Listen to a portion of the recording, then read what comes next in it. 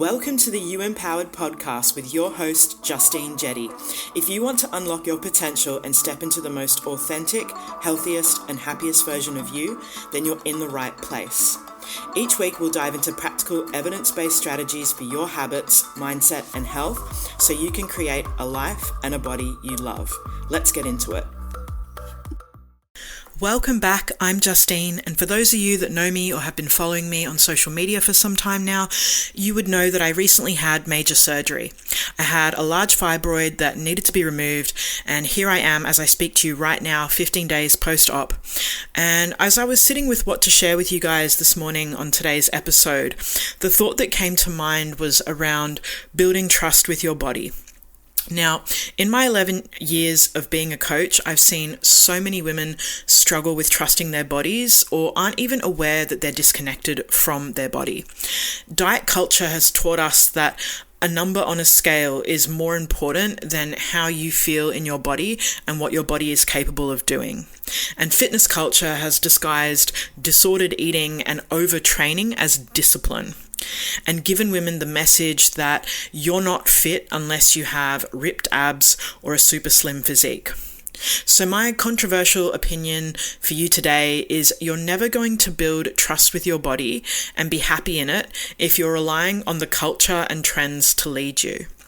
A huge part of my mission as a coach is to help as many women as I possibly can to build unshakable trust in their bodies and in themselves. Now, as someone who, as recently as 16 days ago, could lift well over 100 kilos in the gym, to now not even being able to bend down to pick up a pair of socks off the floor, I have learnt a thing or two around building trust within my body over the years to get me through life's curveballs and tricky seasons. When I think back to where I started with my health and fitness journey, I was someone who, like a lot of women, had a negative view of my body and thought that reaching a number on a scale would solve that problem. And that was one of the first mistakes I made, was thinking that weight loss alone would solve my unhealed relationship with myself, my body, and food. And truthfully, I have made a lot of mistakes on my way to getting to where I am today. So I want to give you 3 of the most powerful lessons I've learnt over the years that have taken me from fighting against my body and having a negative view of it to trusting it. And that trust is what has helped me get through this major operation in the last few days. And I hope that it helps you wherever you are at on your health and fitness journey. So one of the first powerful lessons that I've learnt around trusting my body is to meet your body where it is currently at. So I would be pretty miserable right now if all I was focused on was getting back into the gym and lifting heavy shit. I'm not going to be able to do that, truthfully, for probably another 6 to 8 weeks. So instead, I'm taking note of all the progress I have made post-operation. So for example, the first few days post-op, just getting out of bed and walking very short distances was very painful and uncomfortable for me.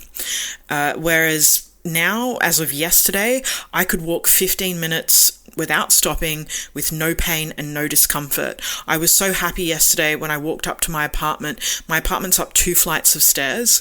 I was able to do that with literally no issue whatsoever. So right now I'm focusing on celebrating the progress and the healing that my body is currently having in real time. I'm not getting hung up on where I'd rather be, because I know and have trust that I will get back into the gym and I will be lifting again when I have fully healed and when that time is right. So what I've just said doesn't just apply to you if you're someone who's only recovering from surgery or recovering from an injury. You might have a really big fitness goal. You might want to, for example, get your first pull-up, but you can't even do a closed grip row that's 10 kilos right now, right? And so that goal of getting a pull-up might seem very far away from you.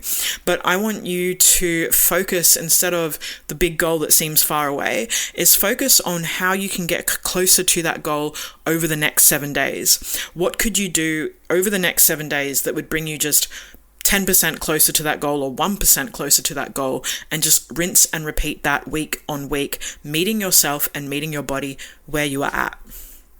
The second most powerful lesson that I learnt about building trust with my body, and I just want to preface this by saying that this one takes years to unlearn. And let's be real, like as women, we are bombarded on a daily basis around our body image and how we should look. There is a whole industry that profits off of us being insecure in our bodies. So I just want to preface it and say that this is not a lesson that you just implement overnight and you're done and dusted. But one of the most powerful shifts I had was letting go of criticizing my body and shame around my body. And you can love your body and still want to improve it. There's absolutely nothing wrong with that, but the place you do it from matters. So I want you to think about this for a second. Would you want to hang out with someone, or would you even trust someone who always criticized you, spoke negatively towards you, and shamed you? No, I'm willing to bet that you would say no to that. You would not want to hang out with someone, and you certainly wouldn't trust someone who constantly criticized you, spoke negatively about you, or shamed you. But this is exactly what we do to ourselves every single day or every single time we look in the mirror. And I really do believe, I'm a big believer that how and what we speak matters. Your body hears everything that you say to it. So maybe, just maybe, hear me out here, the reason you don't feel good in your body isn't because you didn't have a salad today or because you didn't go to your gym class, but because you've been trash talking your body for many, many years. This is going to sound controversial, but eating healthy and working out might make you feel physically better in your body, but it won't shift how you see yourself or how you feel in your body if your relationship with your body is inherently negative and critical. So if you want to start to shift your relationship with your body and how you feel in it, I want you to start with these two things. The first is to cultivate an attitude of gratitude towards your body. Each day, find just one thing that you are grateful to your body for. It could be as simple as being grateful that you have strong arms so you can give your loved ones a big hug. It could be as grateful as, or simple as, being grateful to your legs that you can take your dog for a walk. Start with simple gratitude each and every day towards your body, and catch yourself when you tend to slip back into criticizing your body. The second is to do somatic practices that reconnect you to your body so you're able to rebuild that trust with it. So a simple one you could do would be putting your hand on your heart and putting your other hand over your belly and just taking 5 to 10 really deep breaths in there and just noticing any sensations or feelings that are coming up for you as you do that. It's a super simple practice you can start to do every single day that is going to help you to reconnect with your body and to rebuild your relationship with it. And the last most powerful lesson that I have learnt with building trust in my body, not just as a coach, but personally in my health and fitness journey, is intuition comes from experience. Now, it might surprise you to know that right now I don't have any frameworks or strategies or specific targets that I'm working towards around rebuilding my body after surgery. I don't have a daily step target. I don't have specific nutrition targets either.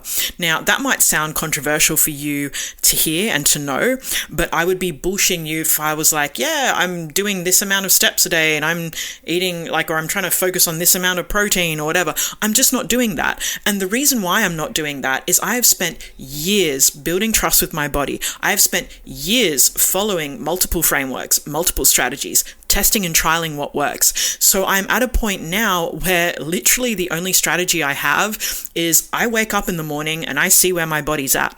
Yesterday I felt super energized. I managed to do a 15-minute walk without pain and discomfort, and I managed to climb 2 flights of stairs and back down again.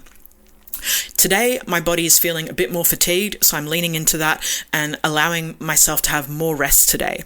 But I can sit here and say that to you because I'm not a beginner at this shit. I've spent many years in the trenches building my body, building trust within my body in that process, and unlearning the bullshit that diet and fitness culture teaches us so that I can confidently navigate this season without needing a strategy or a framework or a specific step 10-step process in order to meet my body where it's at, progress it well, and to make sure that it heals in the most efficient and effective way.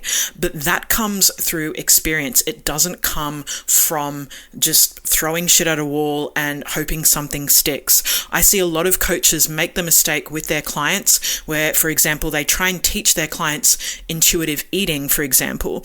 Now, how can you teach someone intuitive eating when, as a beginner and as someone who, let's say, is struggling with emotional eating and doesn't even know how to put together a balanced meal, you can't teach someone at that level intuitive eating because that's not where they're at. So intuition comes from experience. It comes from mastery.